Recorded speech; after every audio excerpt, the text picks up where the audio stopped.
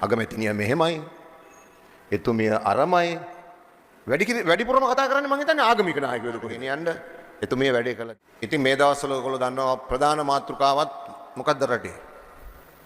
අධ්‍යාපනය. අධ්‍යාපනය තමයි රටේ ප්‍රධානම මාතෘකාව. මං හිතන්නේ අධ්‍යාපනයටත් වඩා මාතෘකාව අගමැතිනිය ගැන. අගමැතිනිය මෙහෙමයි. එතුමිය අරමයි. වැඩිපුරම කතා කරන්නේ මං හිතන්නේ ආගමික නායකයෝ කොහෙද? අගමැතිනිය ගැන. ඒගොල්ලෝ ඔක්කොම දන්නවා අගමැතිනිය ගැන. හැසිරීම්, චර්යා රටාවන්, කැමැති දේවල්, අකමැති දේවල් නේ? ඒගොල්ලෝ කතා කරන්නේ අධ්‍යාපන ප්‍රතිසංස්කරණ ගැන නෙමෙයි. අතන මේක අධ්‍යාපන ප්‍රතිසංස්කරණයක් නෙමෙයි. අධ්‍යාපන පරිවර්තනයක් ගැන කතා කරන්නේ අපි. ප්‍රතිසංස්කරණ දිගටම සිද්ධ වුණා. අධ්‍යාපන පරිවර්තනයක් ගැන තමයි කතා. අපි කොහොමද කතා කරන්නේ? අපේ රට දැන් තියෙන්නේ පරිවර්තනීය යුගයේ. කෘෂි කර්මාන්තයේ අපි ඇවිල්ලා දැන් ඉන්නේ පරිවර්තනීය තැනක. දැන් අධ්‍යාපනයත් අපි ඇවිල්ලා දැන් ඉන්නේ පරිවර්තනීය තැනක. දේශපාලනය ගත්තමත් අපි ඉන්නේ පරිවර්තනීය තැනක. හැම පැත්තක්ම ගත්තම එහෙමයි.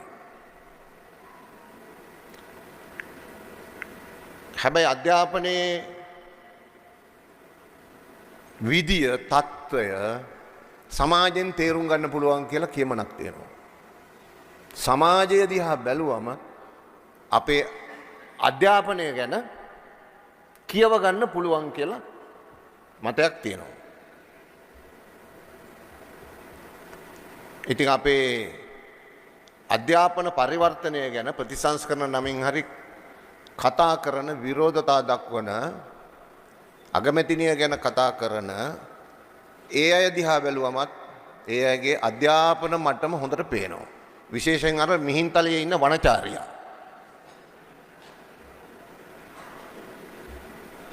තනිකර කතා කරන්නේ කුණුහරුප. දැන් ඒගොල්ලෝ හිතන් ඉන්නේ අධ්‍යාපන පරිවර්තනයක් කියන්නේ කුණුහරුපයක් කියලා. අගමැතිතුමියට බනිනවා කුණුහරුපෙන්. ඔයගොල්ලෝ දන්නවා විධායක ජනාධිපති ක්‍රමය ලංකාවේ බිහි වුණාට පස්සේ අගමැති කෙනෙකුට ඉඩක් තිබ්බේ නැහැ රටේ. අගමැතිලා ගැන ගොඩක් කතා කරලා තියෙන්නේ විධායක ජනාධිපති බිහි වෙන්න කලින්. විධායක ජනාධිපති කෙනෙක්ගේ පාලනය යටතේ ලංකාවේ මේ තරම් කතාබහට ලක් වෙන අගමැතිවරියක් නැහැ. අගමැති කියන තනතුරක් නැහැ ලංකාවේ. මේ තරම් වැඩවලට සම්බන්ධ වෙන මේ තරම් සක්‍රිය ක්‍රියාත්මක සෑම සියලු ශේෂ්ත්‍රයකම විධායක ජනාධිපති කෙනෙක් යටතේ අගමැති කියන නාමයට තනතුරට ඉඩක් තිබිලම නැහැ. තිබිලම නැහැ. මම හිතන්නේ හැමෝම අද එතුමිය අගමැතිනිය හරිනි අමරසූරිය අධ්‍යාපන ඇමති බලන්නකො එයා ඉගෙනගෙන තියෙන්නේ කොහෙද මේ යුරෝපා රටවල් වලනේ. ඔන්න මාතෘකා අධ්‍යාපන ප්‍රතිසංස්කරණ ගැන මාතෘකා. එහෙම කෙනෙකුට ලංකාවේ මේ වැඩේ හරියන්නේ නැහැ. ඒව හරියන්නේ නැහැ. ඉතින් ආචාර්ය උපාධි ගද්දි කොච්චර ඉන්නවද රට රාජ්‍යවල ගිහිල්ලා ඉගෙනගෙන ආපු අය මේ මෙතනත් ඉන්නේ. ඕකේ අමුතු මැජික් එකක් තියෙනවා නේ. දැන් මෙතන ප්‍රශ්නේ තියෙන්නේ අපේ රටේ එකක් ඔය ආගමික සංස්ථාවල ඉන්නෙම පිරිමි අයනේ වැඩිපුර. මෙතන කාන්තාවක් පිළිබඳ කුහකත්වයකුත් තියෙනවා. එකක් තියෙනවා. ලිංගික කුහකත්වයකුත් තියෙනවා.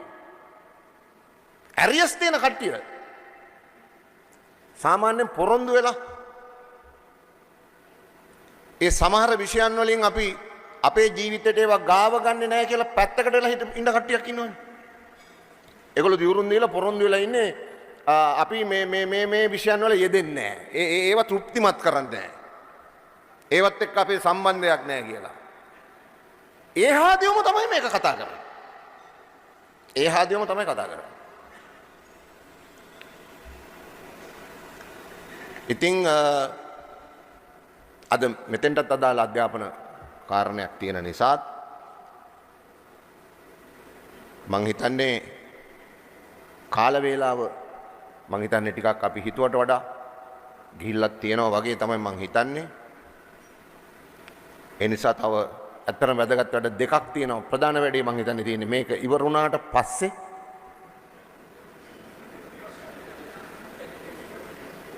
ඒ කවුරුත් hina වෙන්නෙත් ඒකට සතුටු වෙන්නෙත් ඒකට. ඒ නිසා මං කාලය ගන්නෙ නැහැ. ඉතින් අපේ දෙපාර්තමේන්තු ගොඩක අපේ අමාත්‍යාංශයට තියෙන කෘෂිකර්මයට සම්බන්ධ අපේ කවුද ඉන්නවා අපනයන කෘෂිකර්ම දෙපාර්තමේන්තුවේ මැතිනිය වාඩි වෙලා ඉන්නවා පාඩුවේ. ඔයගොල්ලෝ නමක්වත් කිව්වද මන් දන්නේ නැහැ. එහෙම කරන්න හොඳ නැහැ. කිව්වා.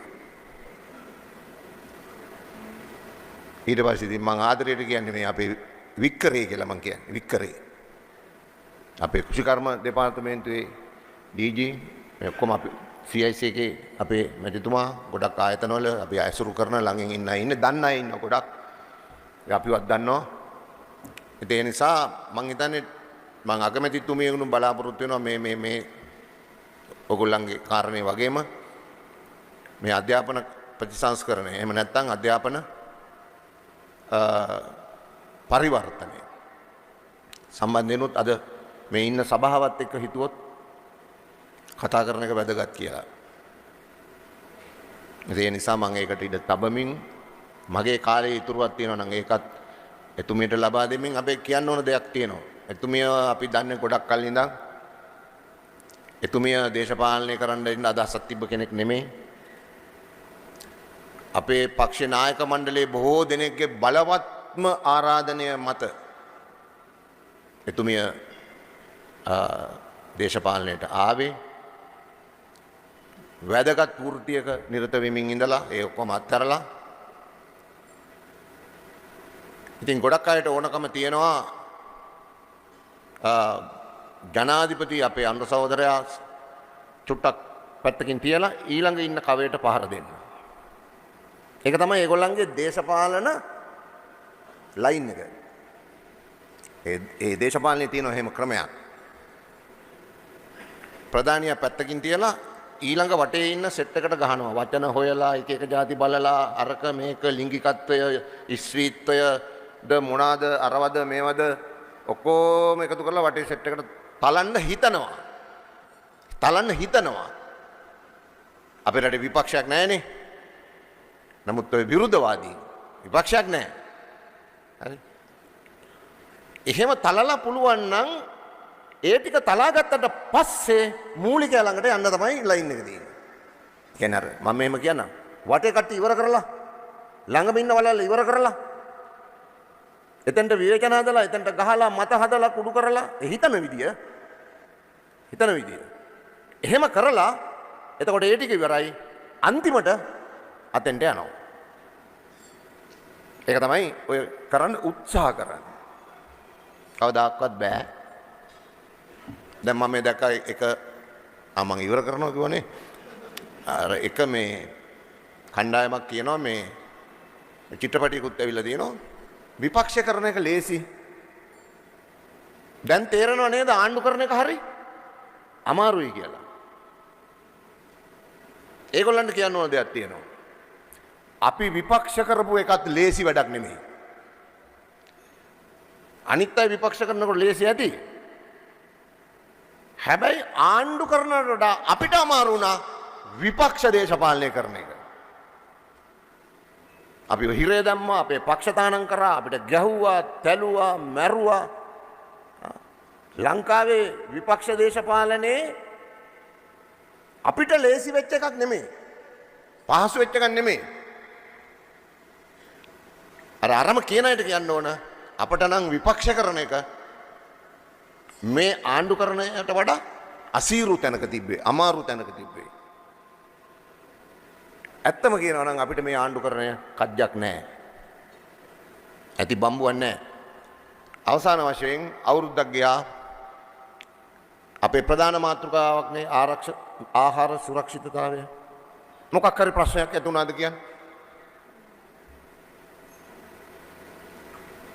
මොකක් හරි ආහාර සුරක්ෂිතතාවය පිළිබඳ ප්‍රශ්නයක් ඇති වුණාද රටේ? කන්න නැහැ කියලා ප්‍රශ්නයක් ආවද? උද්ඝෝෂණ ආවද?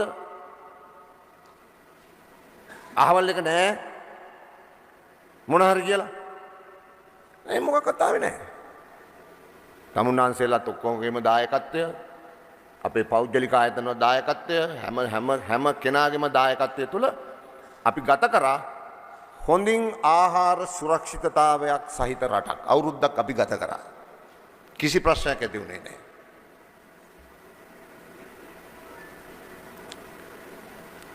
ඇත්තටම කිව්වොත් දැන් අපි සහලින් ස්වයං පෝෂිතයි. මං කියන්නේ මේ අවුරුද්ද හින්දාම කියලා නෙමෙයි. එහෙම කතාව. එහෙම කියන්න තරම් මගේ සාක්ෂරතාවය දුර්වල නැහැ. හරි? සහලින් දැන් අපි ස්වයං පෝෂිතයි. හැබැයි ප්‍රශ්නයක් තියෙනවා අපිට. හිටපු ගමන් සමහර වර්ග හිමේ වෙනවා. උදාහරණයක් ගත්තොත් පහුගිය දවස්වල කීරි සම්බ කියලා ප්‍රශ්නයක් ආවා. ඒ අපිට සහලින් රට ස්වයං පෝෂිත නැති හින්දා නෙමෙයි. ඒ හින්දා නෙමෙයි. දැන් අපි මුං හෙට වලින් ස්වයං පෝෂිතයි. කුකුල් මස් වලින් ස්වයං පෝෂිතයි. බිත්තර වලින් ස්වයං පෝෂිතයි. අපිට කිරිවල ප්‍රශ්නයක් තියෙනවා. අපි 140ක් විතර නිෂ්පාදනය කරගන්න. කියන්න ගියොත් දෙකයි ආහාර සුරක්ෂිතතාවය සහිත රටක් අපි ගොඩනගාගෙන තියෙනවා. ඒක අපි තව ශක්තිමත් කරගන්න ඕන. ඒ වෙනුවෙන් අපි හැමෝම වැඩ කරමු. ඒකට මේ තාක්ෂණික පැත්තේ සම්බන්ධය හරිම විශාලයි. ඒ නිසා අපි අගමැතිතුමියගෙන් ඉල්ලමු අපි කෘෂිකර්මයේ අපේ දෙපාර්තමේන්තුවේ සහ අනිකුත් ඒ ආයතනවල අයයි අගමැතිතුමිය සම්බන්ධ වෙලා මෙතනින් ඉස්සරහට ඔයගොල්ලෝ අර හැමතිස්සෙම කොහෙදි හම්බුණත් අරක මොකද මම දන්නවා අරක කියපු ගමන් ඒක තමයි කියලා.